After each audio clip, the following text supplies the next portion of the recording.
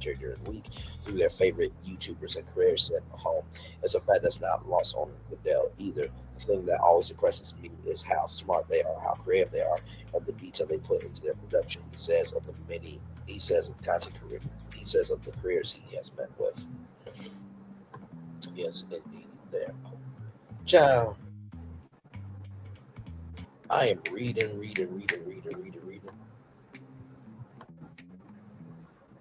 There we go. So let me go back, y'all. Let me go back. Because we were at.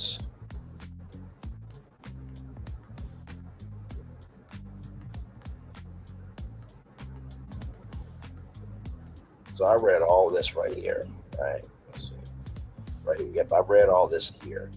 Um, so yeah, brands need to recognize all of this right here, right? So I'll read it again because I think I can read pretty much speed read anything. But brands need to recognize the opportunity that's happening with YouTube, which they are, and that's going to cause CPMs to start to rise. Man says, explaining his thesis, at a certain point you get to an inflection point where the cost of creating content is cheaper than the amount of revenue that you can generate because CPMs are going up, costs are going down, and then ultimately it's whoever can build the biggest community. And YouTube is building out a TV experience that is very suited for that model, rolling out a redesign on TVs that's quite frankly more Netflix like in appearance, allowing creators to structure their channels around shows and seasons in pursuit of a more traditional TV experience, a bit supplemented with YouTube traits like comments. Adding YouTube doesn't feel like a scripted environment quite yet. One business side source says, and ultimately monetization plus user experience will get there.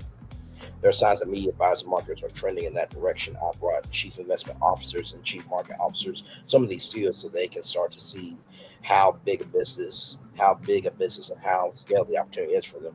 Says Sean Dowery, the executive who oversees YouTube parent Google's sprawling ad sales business. When you bring 10 clients to see Mr. Beast in North Carolina, you can start to see the creativity, how they can look at business, how they can integrate their brand into consumer viewing. You start to see the light bulb go off. It's another way of saying that the platform believes that its $36 billion plus in annual advertising revenue is still in the early stages of a long runway.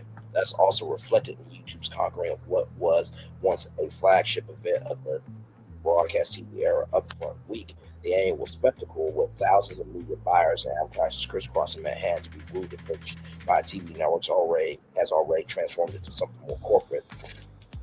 Disney pitched every piece of its media empire, not just ABC.